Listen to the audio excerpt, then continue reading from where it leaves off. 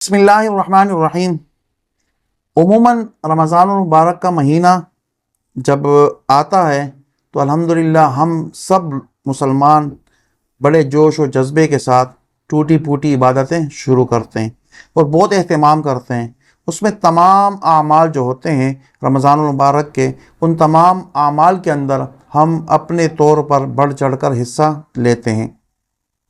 سحری کے لیے اٹھنا، پھر تراویح کا اہتمام کرنا، پھر رمضان المبارک کے روزوں کا اہتمام کرنا، اس طرح پھر افطار پارٹیوں کا اہتمام کرنا، پھر افطار کے لیے دسترخوان لگانا، اور اس طرح بہت ساری زکوٰۃ کا اہتمام کرنا، اور اسی طرح صدقۃ الفطر کا اہتمام کرنا۔ گویا کہ جتنی بھی رمضان المبارک کے اعمال اور ان کی برکتیں اور رونقیں ہوتی ہیں، اس کو سمیٹنے کی ہم بھرپور کوشش کرتے ہیں۔ لیکن تھوڑی سی ہم سے کوتاہی اور غلطی یہ ہو جاتی ہے کہ یہ پورا مہینہ جس میں اللہ تعالیٰ نے شیاطین کو قید کیا ہوتا ہے، جنت کے دروازوں کو کھول دیا ہوتا ہے اور جہنم کے دروازوں کو بند کر دیا ہوتا ہے، اور جنت کو روزانہ سجایا جاتا ہے، یہ ماحول ہوتا ہے، تو اس ماحول کے اندر ہم بڑھ چڑھ کر حصہ لے رہے ہوتے ہیں۔ لیکن افسوس کے ساتھ یہ کہنا پڑتا ہے کہ جیسے ہی چاند رات ہوتی ہے، رمضان المبارک کا مہینہ ہم سے رخصت ہو جاتا ہے اور شوال کا چاند نظر آ جاتا ہے، گویا چاند رات ہو جاتی ہے، تو ہم یکسر بدل جاتے ہیں، ہم بالکل ہماری اس میں تبدیلی آ جاتی ہے۔ اور پھر اس وقت جو ایک ماحول ہوتا ہے کہ مغرب سے پہلے کا جو ماحول تھا رمضان المبارک کا، مغرب کے فوراً بعد یا عشاء کے فوراً بعد وہ ماحول یکسر چینج ہو جاتا ہے اور تبدیل ہو جاتا ہے۔ ہمارے اندر بھی اس قسم کی وہ باتیں آ جاتی ہیں جو کہ انتہائی نامناسب ہوتی ہیں۔ اس رات کو، جو رات چاند رات کہلاتی ہے، جو عید الفطر کی رات ہوتی ہے، اس کو حدیث شریف میں لیلۃ الجائزہ کہا گیا ہے۔ لیلۃ الجائزہ مطلب وہ رات کہ جس میں انعام انسان کو ملنے والا ہوتا ہے، انعام کی رات ہوتی ہے، اور اس رات میں اللہ تعالیٰ اپنے بندوں کو نوازتا ہے۔ جیسا کہ ایک دوسری حدیث شریف میں آتا ہے کہ روزانہ افطار کے وقت اللہ رب العزت لاکھوں افراد کی مغفرت فرماتے ہیں، جہنم سے خلاصی کے پروانے انہیں عطا کرتا ہے، اور پورے رمضان المبارک کے مہینے میں جتنے لوگوں کو جہنم سے آزاد کیا جاتا ہے، ان پورے رمضان المبارک کے مہینے کے برابر اس لیلۃ الجائزہ یعنی عید کی رات، چاند رات کو اللہ تعالیٰ اس کے برابر ایک ہی رات میں، گویا کہ رمضان المبارک کے پورے مہینے میں جتنے لوگوں کو جہنم سے آزادی ملی ہوئی ہوتی ہے، اس ایک رات میں اللہ رب العزت اتنے سارے لوگوں کو جہنم سے آزاد کر دیتے ہیں۔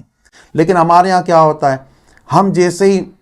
چاند نظر آ گیا اور عید الفطر کا اعلان ہو گیا، ہم فوراً شاپنگ مالوں کی طرف رخ کر لیتے ہیں، ہم بازاروں کی طرف نکل پڑتے ہیں، اور ہم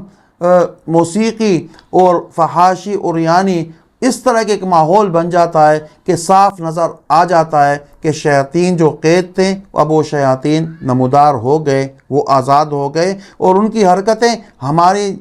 جسم سے وہ حرکتیں نکلنا شروع ہو جاتی ہے۔ یہ اس بات کا ثبوت ہوتا ہے کہ ابھی ہم کسی اور کے کہنے پر چلنا شروع ہو گئے۔ تو چاند رات کو اور بالخصوص عید الفطر کی رات کو، اس کو عبادات میں انسان گزارے۔ گویا کہ پورے سال انسان محنت کرتا ہے، اور جب اس کے کلاس کا رزلٹ آتا ہے، اور اس کے اسکول کا رزلٹ آتا ہے، یا اس کے کالج کا یا یونیورسٹی کا رزلٹ آتا ہے، اور رزلٹ والے دن اور رزلٹ والے ڈے وہ وہ غائب ہو جائے، وہ کہ مجھے رزلٹ کی ضرورت ہی نہیں ہے۔ پورے سال کی محنت رزلٹ کے اوپر دار و مدار اس کا ہوتا ہے، پورے رمضان المبارک کے مہینے کی برکتوں کا، اس کی رحمتوں کا دار و مدار وہ چاند رات پر ہوتا ہے۔ تو ہمیں چاہیے کہ اس چاند رات کو بھی ہم غنیمت سمجھیں۔ آپ علیہ الصلوۃ والسلام نے فرمایا کہ جو لوگ چاند رات کو، عید کی رات کو عبادت کرتے ہیں اور اللہ تعالیٰ کی بارگاہ میں کھڑے ہوتے ہیں، تو اللہ تعالیٰ اس دن کے ہولناکی سے، یعنی قیامت کے دن جو سخت ترین دن ہوگا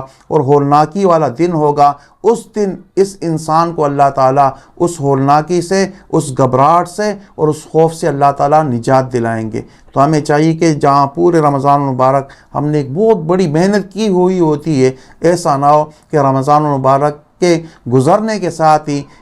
عید والی رات چاند والی رات ایسا نہ ہو کہ ہماری ساری عبادات ہم سے ضائع ہو جائے، اس کو بچانے کی کوشش کریں، زیادہ نہ ہو، کچھ تھوڑا سا اہتمام کر لیں تلاوت کا اور 2-4 رکعت نفل کا، اور اللہ تعالیٰ سے گناہوں کی معافی مانگے، اس لیے کہ مسلمان کی خوشی بھی وہ عبادت ہے اور مسلمان کی پریشانی بھی وہ عبادت بن جاتی ہے۔ اللہ تعالیٰ ہم سب کو عمل کرنے کی توفیق عطا فرمائے۔ وما علینا الا البلاغ المبین۔